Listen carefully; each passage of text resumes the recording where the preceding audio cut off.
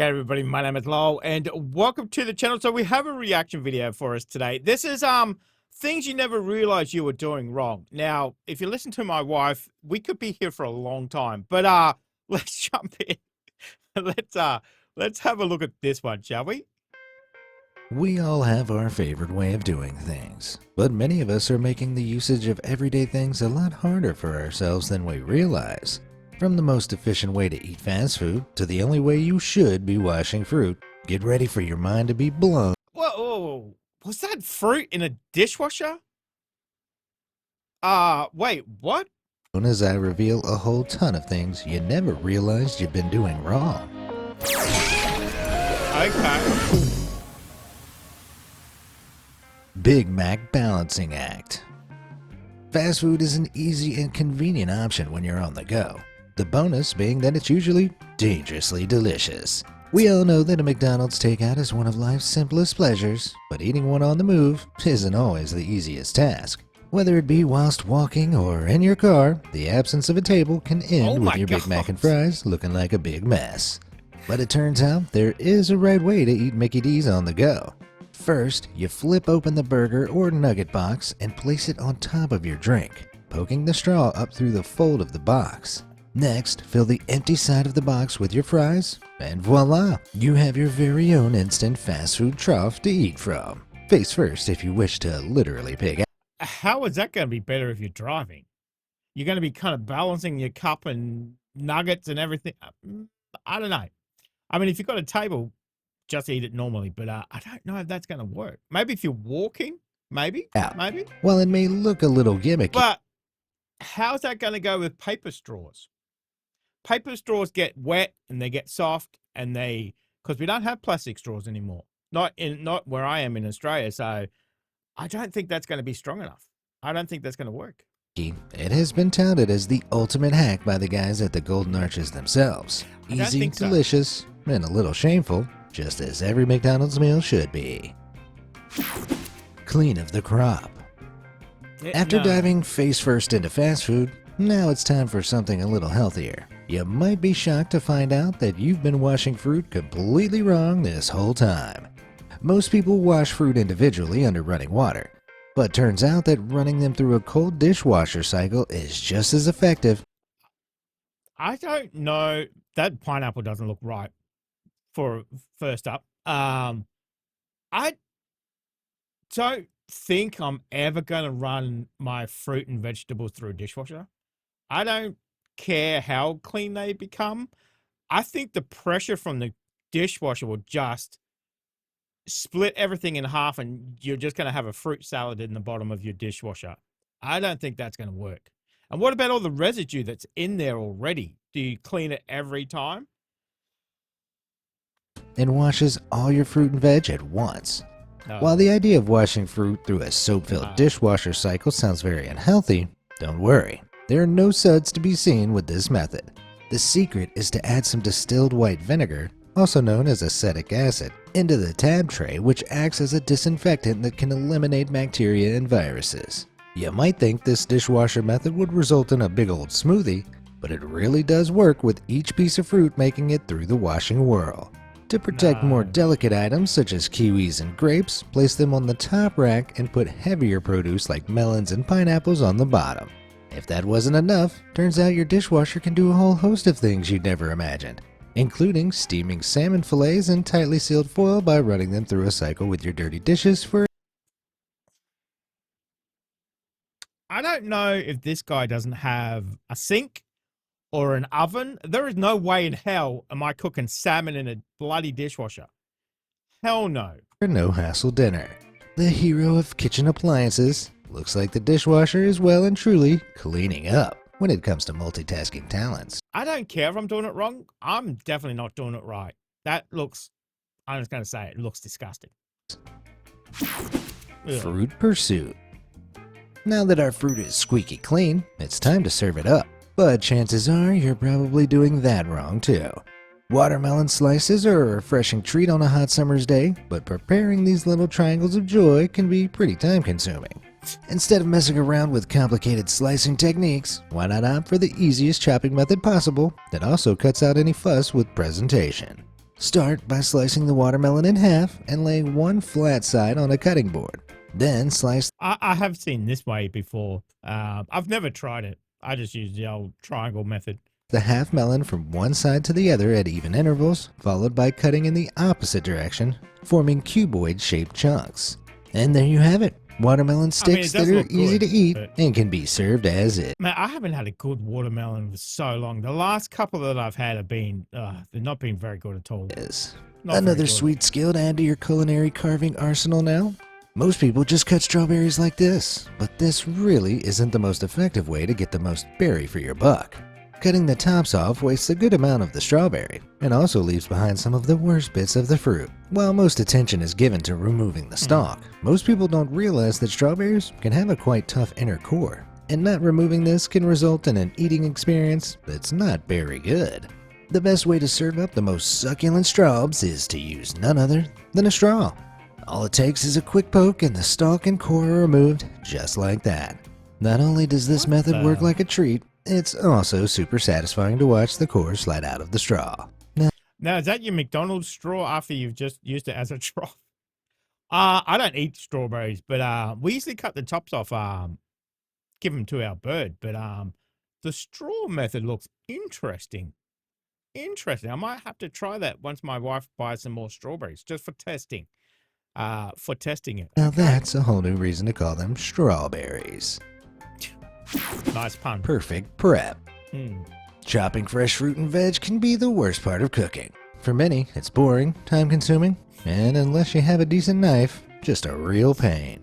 Well, I bet you've been wasting time by slicing your ingredients one at a time. Did you know that there's actually a super easy method to slicing your ingredients all at once? No fancy kitchen gadgets required. This trick works best for smaller produce like grapes, olives, or cherry tomatoes, and you probably already have everything you need in your pantry to achieve it. Simply grab yourself 2 Tupperware lids, place your ingredients on one lid, and sandwich the other lid right on top. This way you can cut through everything in just one slice. Now you've got your ingredients all prepared in record time, it's time to cook up a storm. We all know that the key to a good meal is the right seasoning. And while fresh herbs always pack the biggest punch when it comes to flavor, they tend to wilt and go bad pretty quickly. While dried herbs are widely available, nothing beats that freshly picked taste. But there is a way to have fresh herbs at your disposal every mealtime. All you need is a nice cube tray, as well as any herbs I thought it was going to be freezing them. You want to preserve. To conserve fresh herbs, fill each ice cube tray with the herb mix of your choice, followed by a healthy glug of your favorite cooking oil. Pop them in the freezer for a few hours, and there you have it, your very own instant seasoning cubes. And if you enjoy a glass of white or rosé wine with your perfectly seasoned meals, you may know this stuff is best served between 45 and 60 degrees Fahrenheit. Unfortunately, that often means having to wait for that bottle you just brought home from the store to chill in the refrigerator. But when that sunny afternoon in the backyard is calling, it pays to be smarter. A few ice cubes might do the trick, but icing up your wine will only dilute it on a hot day. The horror! But fear not, the real solution can be heard through the grapevine.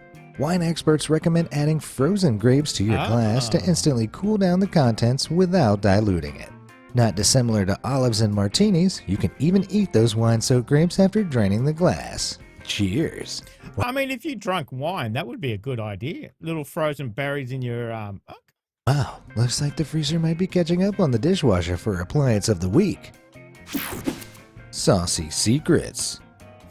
When it comes to French fries, everyone has their perfect sauce. The problem is, in a fast food joint, you'll find yourself getting up and down over and over to refill those pesky paper condiment cups that are far too small for purpose. Or are they? While condiment fans out there might have noticed that those teeny cups contain pleats in their design, you may not realize there's a very I've seen this one before where you open them up. Very specific reason for this. You can stop taking extra measures to ensure you're getting enough sauce because with just a few pulls, these small saucers are transformed into larger condiment holders. In its pulled apart state, the vessel can hold the amount of 2 cups worth of ketchup, barbecue dip, or whatever tickles your fancy. And what's more, you can finally give your fries the full-length dunk they deserve. Chiptacular. There's no better accompaniment to a chilled glass of grown-up grape juice than a big pack of salty, savory chips. But is there a better way to binge on what the Brits call crisps? Well, for starters, Pringles' cylindrical container has become iconic, but it's not exactly the most user-friendly design. While the cardboard tube protects the Pringles from shattering, it also makes them annoyingly difficult to get out. But the next time you're digging your hand into that tennis ball-sized hole, stop. You're doing it wrong.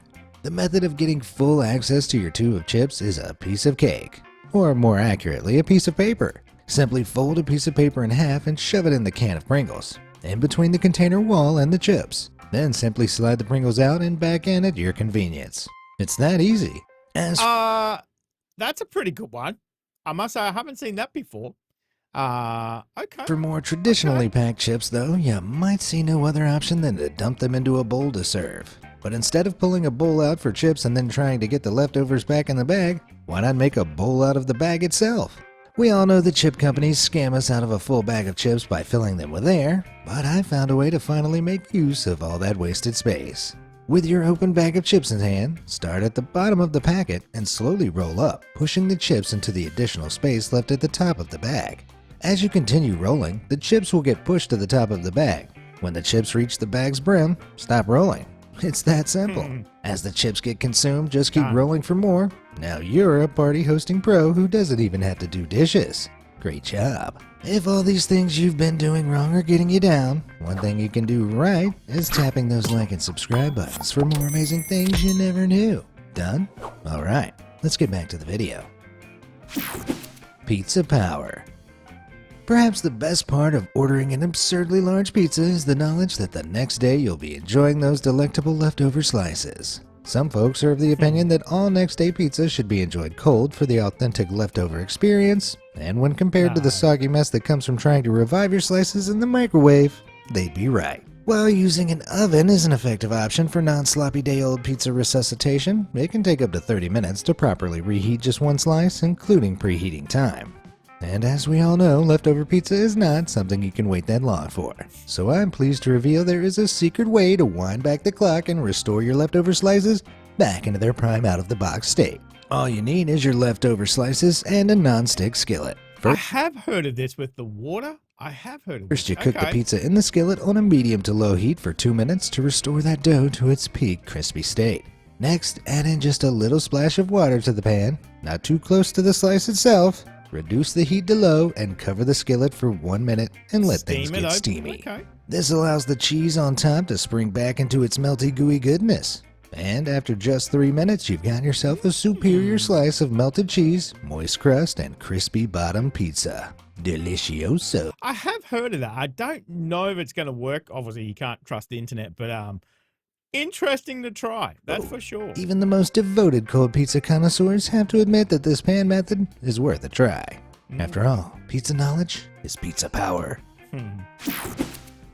Annoying oranges. Despite being one of the most appealing fruits around, there's no denying that oranges can be a bit of a pain. You can spend what seems like forever digging your fingernails into the rind, trying to pull off the peel piece by piece, only to end up with sticky hands and a big old mess of peel. While there's no doubt that easy peel oranges and satsumas are a stroke of inventive selective breeding genius, there's actually another easy way to I think I know what he's going to say here, to roll it out like a carpet. Peel regular oranges. And this method will make you look like a culinary genius. Not only does it look like a work of art, the unraveled citrus carving you see here is super easy to achieve and takes just 3 quick steps. First, make 2 thin cuts on each end of the orange, and then lightly trace the knife to make a light slice along the middle of the peel. Here's where the magic happens. Simply unfurl from where you cut your slit, flatten out the edges, and reveal your orange slices. Separated and ready to eat. Hey, presto! Now you've got a super easy way to get all those succulent segments, and you're also a bona fide food artist. While those citrus skills are impressive, you can save yourself even more time with this next trick, which allows you to skip peeling your orange while on the go altogether. To create your very own pre-prepped and protected orange, begin by creating a thin slice around the circumference of the peel by slowly rotating the fruit around. Next, take a spoon and wedge the handle up in between the peel and the flesh of the fruit to separate them. Repeat this on both sides of the orange.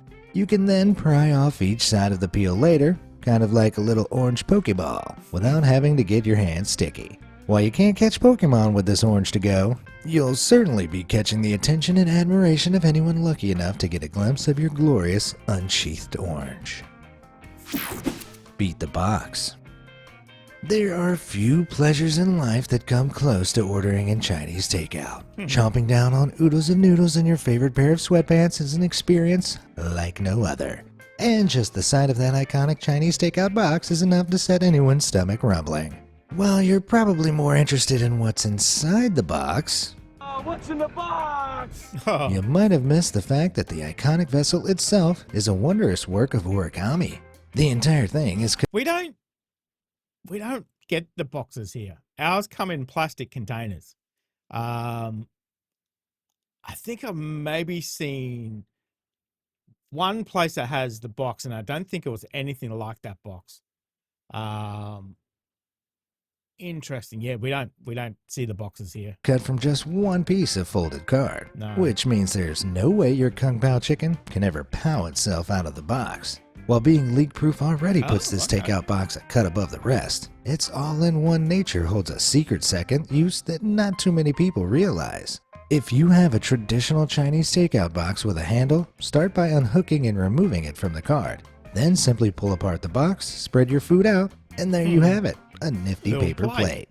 Don't worry if your box doesn't have a handle. You can do this with any Chinese takeout box, including the ones held together with adhesive, with a little bit of prying. Seeing as the whole point of takeout is convenience, why ruin it by giving yourself dishes to do? Especially after you've slipped into that sweet, sweet food coma. It's not just the Chinese takeout box that has hidden depths. Looks like the humble pizza box is also hiding a secret. Turns out you can transform many a variety of pizza box into a smaller container for your leftovers in just a few simple steps. First, rip the lid off the pizza box, leaving just the base as well as your all-important pizza. Next, remove the two tabs on the edge of the box, leaving a V-shaped cut in each side. Then you can close the half box up, saving space in the fridge and securing your leftovers. Pizza smarter, not harder. Okay. I'll have to try that next time I get a pizza. Damn. Okay. Carton corrections. There's nothing better than a nice refreshing glass of juice or milk to start off your morning, and while you might think there's no wrong way to pour from a carton, think again. There's actually an art to the perfect pour, and it all starts with how you hold the carton. Intuitively, most people will put the carton's plastic spout as close to the glass as possible, which results in that all too familiar chaotic glug-glug splash. Instead, we should be pouring the carton flipped around with the spout held high. And just check out the difference, a nice splash-free pour. There's actually a scientific reason why pouring this way is better. When pouring the wrong way, the weight of the liquid inside the carton forces it out of the spout as quick as it can, leaving no room for air to escape the hole. This throws the air pressure all out of whack, creating a tsunami of uncontrollable liquid. Flipping the carton upside down creates a gap in the spout that lets air flow in and out as the liquid pours, keeping the pressure smooth and neutral, and the liquid flowing perfectly. Okay. And if you really want to be a straight-up animal and just drink directly from the carton, the reverse spout trick will allow you to glug away without even having to tilt your head. Laziness at its finest. Yolk Hero. Separating an egg yolk from the white is easily one of the most fiddly, cursed parts of baking. While the usual methods of passing the yolk from one side of eggshell to another or running the yolk through your fingers do work, they take time and create a big old mess on your hands. Instead, you can repurpose an empty plastic water bottle to quickly extract the egg yolk from the whites with some good old-fashioned suction. And when convenience is this satisfying to watch, any other method just seems egregious. Sliced cream. Rock-hard ice cream is a problem anyone with a sweet tooth or two is all too familiar with. And I, for one, have bent many a good spoon hacking away to no avail. The solution? Use a knife to cut that bad boy into slices instead to create pre-portioned discs of divine delight. What's more, the ice slicing method also happens to be the easiest way to make ice cream sandwiches. Those delicious little discs of ice creamy goodness will fit perfectly between two cookies. You're welcome. And the benefits of the ice slice don't stop there. Picture this. You and a buddy are both eyeing up that last tub of ice cream in the freezer. Why waste time dutifully digging out an equal number of scoops into each of your bowls when you can just split the mother tubber right down the middle? Instant bowls and instant gratification. Ice cold. Can-dos. While drinking soda gets a lot of bad press, considering the high sugar and sweetener content, what about the cans we drink them from? Let's face it, you don't really know where that soda can you just pulled from the refrigerator has been, or what's been in contact with it. From warehouse floors to store shelves that could have played host to all kinds of uninvited climbers, cockroaches, rodents, you name it. In fact, back in 2013, CBS found that soda cans sold at stores, restaurants, and vending machines were covered in all sorts of different bacteria in jaw-dropping quantities. Yeah. Well, we can't do away with the soda cans. Using a straw is a great way to protect against germs. But we all know the struggle of using a straw with a can. Often the straw is too long and floats out of the hole, flopping over the side, making it tricky to get a hold of. But there's a Turn the thing solution. around. While the tab on a soda can's original purpose is as a ring pull to pop open the refreshing goodness, it also has a second purpose. And I promise, after you see this, you'll never drink soda the same way again. For a stable straw experience, simply flip the can tab around so it's covering the drinking hole. Then pop your straw down the middle and voila! A built-in straw holder. When you're sipping soda this smartly, who cares about the inevitable diabetes? Hammer time. Seeing as it's already so well crafted for purpose, the design of the humble hammer hasn't changed much in centuries. But in recent years, many manufacturers have added a new feature to modern hammers that most people haven't even noticed. Instead of holding the nail in place with your fingers and risking a potential painful finger bash, turns out there's a very simple way to make your DIY a lot less dire. Check this out.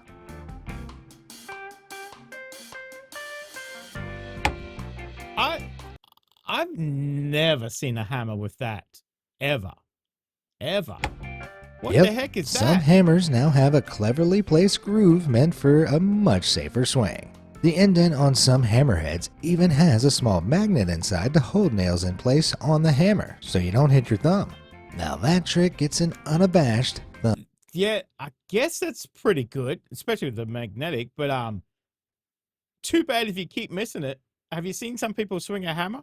It's going to be a lot of holes in the wall. Thumbs up from me. McFlurry Madness.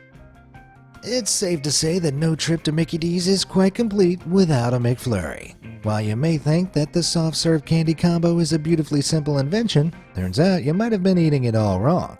If countless social media posts are anything to go by, you might be one of the many thousands who regularly look at that big hollow plastic thing sticking out of the top of your flurry and assume that it's a straw spoon hybrid. But each time you try to slurp up the frozen goodness, you're confused by why it doesn't work. Well, there's Isn't a that how reason they it make doesn't it? work, and it's not because it's the worst straw ever designed. The hollowness of the spoon, not straw, is actually a very useful tool that McDonald's workers use when making your delicious McFlurry. The end of the spoon is designed to fit snugly into the machine that blends in the ice cream toppings, turning the spoon into an impromptu whisk. This McFlurry spoon's secret was officially revealed by McDonald's themselves. To promote Yeah, I've heard that before as well, too. the launch of the new Yeah. Caramel Brownie McFlurry in May 2021, the fast food chain vowed to give away one of these sweet treats for free to everyone who has ever thought the spoon was a straw. So basically everybody. But if the spoon already looks like a straw and is hollow like a straw, then why don't McDonald's create an opening at the other end of the spoon so it can double as a straw? Well, according to Ronald's health and safety teams, some of the McFlurry toppings are a little too large and might cause a choking risk if sucked up too quickly. Damn it!